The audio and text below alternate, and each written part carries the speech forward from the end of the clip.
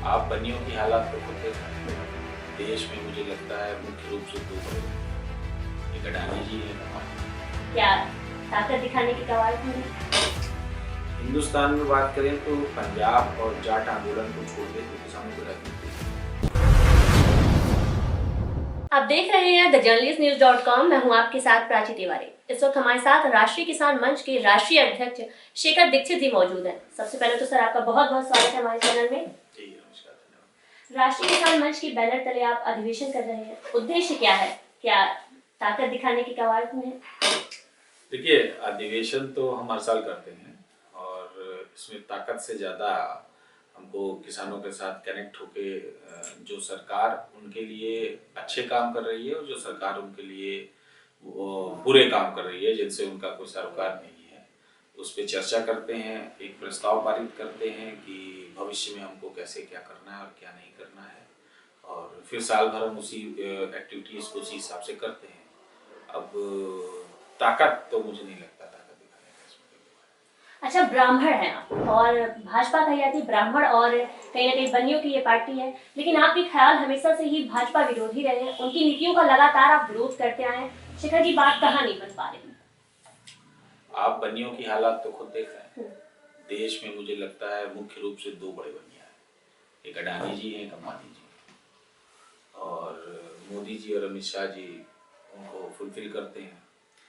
छोटे स्तर पे जो बनिया था उसकी हालत बहुत खराब है। मुझे लगता है आप गाँव में और शहरों में देखेंगे तो अधिकांश दुकानें जीएसटी की वजह से बंद हो चुकी हैं। हासिल जीएसटी का वह आतंक भी है कि लोग जीएसटी वालों को देख के भाग जाते हैं।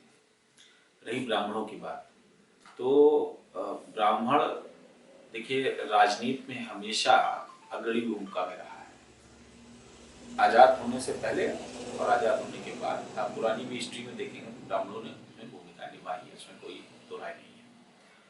लेकिन ब्राह्मण किसी के साथ बिल्कुल 100% कमिटेड है या किसी का गुलाम हो गया है तो मैं नहीं मानता। पहले बार ब्राह्मण कांग्रेस के साथ था, कांग्रेस को छोड़ के आया। उत्तर प्रदेश में ब्राह्मण बसपा के साथ भी गया, उत्तर प्रदेश में ब्राह्मण भाजपा के साथ भी रहा। आज की डेट में जो ब्राह्मणों की स्थिति है वो भारतीय जनता पार्टी में वैसी नहीं है जैसा ब्राह्मण लीडर सोचते रहे होंगे। हालांकि मैंने हमेशा जाति और धर्म का विरोध किया है, लेकिन ये भी सत्य है कि राजनीति में इसकी एक जगह है। तो ब्राह्मण खुश तो नहीं है भाजपा से, विकल्प ना होने की वजह से हो सकता है वो उसके साथ रुका।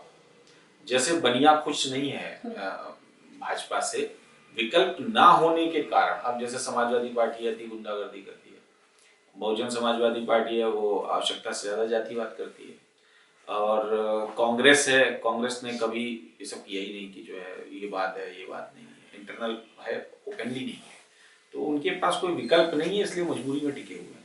अदरवाइज मुझे लगता है बनिया और ब्राह्मण तो कब का इनको छोड़ के चला जाता।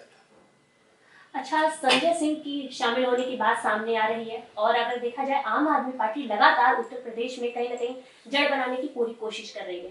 संजय सिंह के शामिल होने की बात और साथ ही साथ ये अधिवेशन, आगे क्या कुछ प्लानिंग होने वाली है?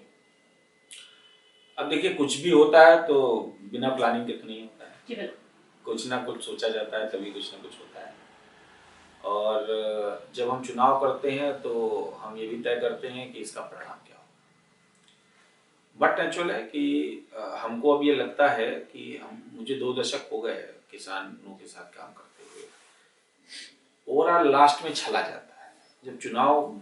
अब जैसे मोदी 2014 से पहले कहते थे हम स्वामीनाथन कमेटी की रिपोर्ट लागू करा देंगे, और 2 टर्म प्रधानमंत्री रहे, उसको बात नहीं करता। इवन किसान बिल ऐसा लाए कि उसे पूरी तरीके से पूंजीपतियों को गुलाम बनाने की स्थिति में वो ले आना चाहते थे।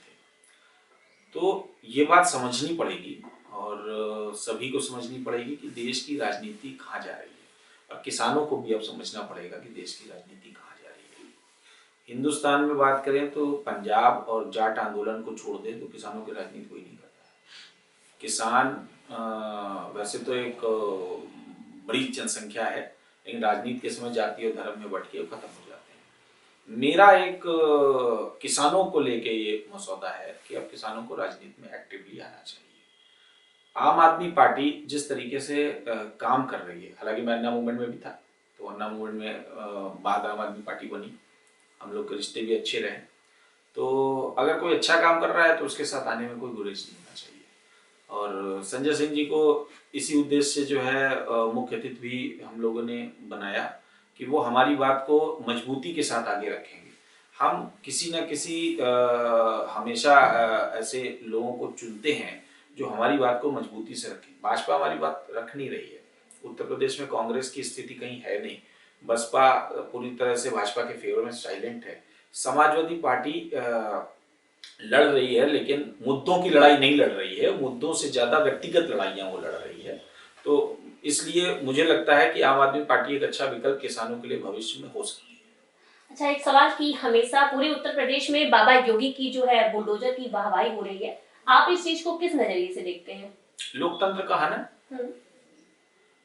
अगर आप मुख्यमंत्री होके ही इस तरह की हरकतें करेंगे तो आपको न्यायालय बंद कर देने चाहिए। अगर आपको ये लगता है कि कानून व्यवस्था है ही नहीं या कानून भी आप ही को चलाना है तो सारे जजेस को सस्पेंड कर देना चाहिए। न्यायपालिका की जरूरत ही कहाँ है। लेकिन उनका कहना है कि अपराध इसी तरीके से रोके जाएंगे। आज आप रोक रहे हैं, कल किसी और की सरकार आएगी, फिर वो क्या करेगा? वो भी इसी तरीके से रोकेगा। तो अगर वापस हमको आदि मानव युग में जाना है, कबीला युग में जाना है, तो इतना सोशलिज्म की बात क्यों? हम सिविल सोसाइटी में रहते हैं। हम कोई वो कबीलों की सोसाइटी में नहीं रहते हैं कि हमने कोई नियम बनाया जिस पे मन चाहा बुलडोजर चढ़ा दिया, जिस पे मन चाहा घर तोड़ दिया, जिसका मन चाहा जो कर लिया। आप डरा सकते हैं, आप हिंदुओं को कह सकते हैं कि हम मुसलमानों के घर पे बुलडोजर चढ़ा रहे हैं और आपको डरने की कोई जरूरत नहीं है। तो ये आप क्या कर रहे हैं? ये आप जबरदस्ती की नफरत फैला रहे हैं। और इस नफरत से फायदा किसको होने वाला है? आपको तो होने वाला है भविष्य में, जब उन लोगों के घर पे भी बुलडोजर चढ़ेंगे जो आपके पीछे आज खड़े हैं, तब आप उनके बारे में सोचिए। बाबा जी तो सदन में भी रोते नजर आए थे जब उनके घर के बाहर समाजवादी पार्टी में आजम खान ने बुलडोजर खड़ा कर दिया था। तो मुझे लगता है ऐसी राजनीति होनी नहीं चाहिए। और बेसिक क्या है, आपको न्यायपालिका का सम्मान करना चाहिए, लोकतंत्र का सम्मान करना चाहिए। अगर लोकतंत्र में आज़ादी मिली है, लोकतंत्र में आपके पास बहुत सारी सुविधाएं, इसका अर्थ ये नहीं है कि आप उसका दुरुपयोग करें। अच्छा, जो राष्ट्रीय किसान मंच होने वाला, अधिवेशन होने वाला, उसके बारे में अगर जाने तो कितने लोग सम्मिलित होंगे? क्या कुछ मंथन किया जाएगा? क्या कुछ योजनाएं बनेंगी? देखिए, लोगों की संख्या का तो मुझे क्या है कि सारे पदाधिकारी जितने होंगे हमारे और जितने भी मुख्य कार्यकर्ता, सक्रिय कार्यकर्ता, वो सभी उसमें भाग लेंगे। संख्या तो मुझे लगता है उस दिन आप देखोगे तो आपको एक्चुअल आइडिया होगा कि संख्या क्या है अभी से इस पे। लेकिन ये है, हजारों से संख्या में हमेशा लोग शामिल हुए हैं और बड़ी संख्या में लोग शामिल हुए। अच्छा, भाजपा के राष्ट्रवाद के बारे में आप क्या कहना चाहते हैं और हिंदू राष्ट्र को आप किस नजरिए से देखते हैं? देखिए, भाजपा को या तो आइडिया नहीं है या तो भाजपा जहर घोलने में इतना मशरूफ है कि उसने हिंदुस्तान को कोई पढ़ा ही नहीं। अगर भाजपा ने इतिहास में भी हिंदुस्तान को पढ़ा होता तो ये मानती कि टीपू सुल्तान लंबे समय तक जंग करते रहे मराठा के फेवर में। अगर उन्होंने इतिहास पढ़ा होता तो ये मानते कि आज़ादी की लड़ाई में मुसलमानों का भी उतना योगदान था जितना हिंदुओं का योगदान था। आज़ादी के बाद जब बंटवारा हुआ तो ठीक है, एक आपस में एक दरार आई कि हिंदू अलग हो गया और मुसलमान अलग हो गया।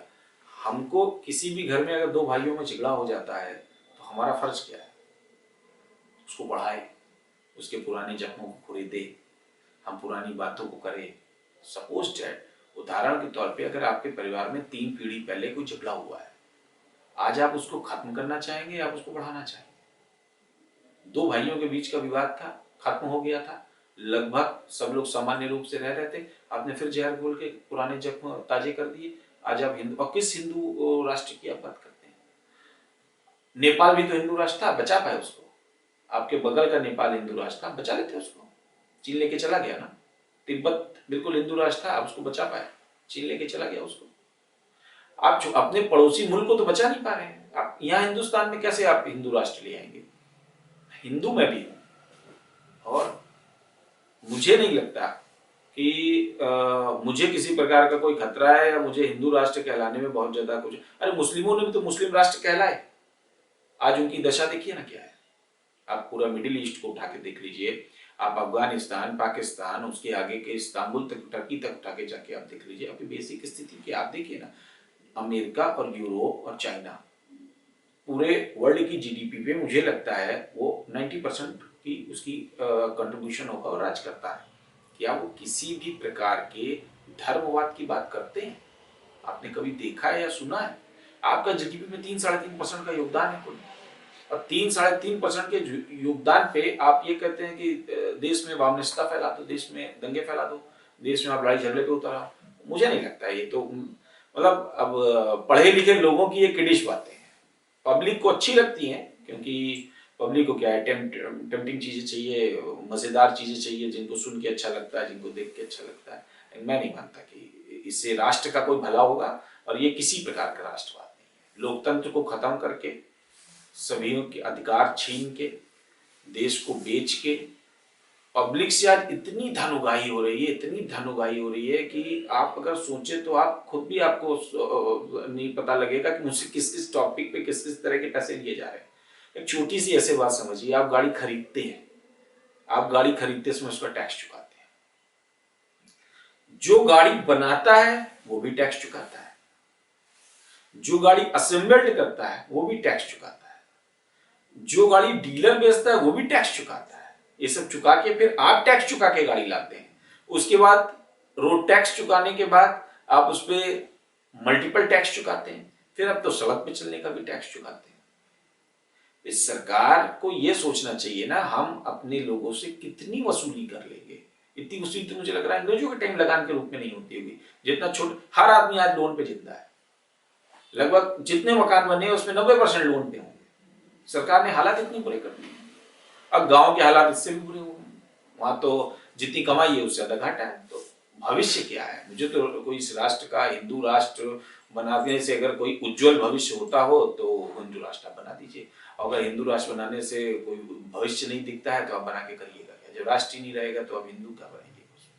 धन्यवाद हमारे साथ ये बातें साझा करने के लिए। तो हमारे साथ इस वक्त शेखर दीक्षित जी मौजूद से, जिन्होंने अधिवेशन से जुड़ी तमाम जानकारियां और साथ ही साथ राजनीति से जुड़ी तमाम बातें हमारे साथ साझा की। तब तक के लिए देखते रहिए thejournalistnews.com।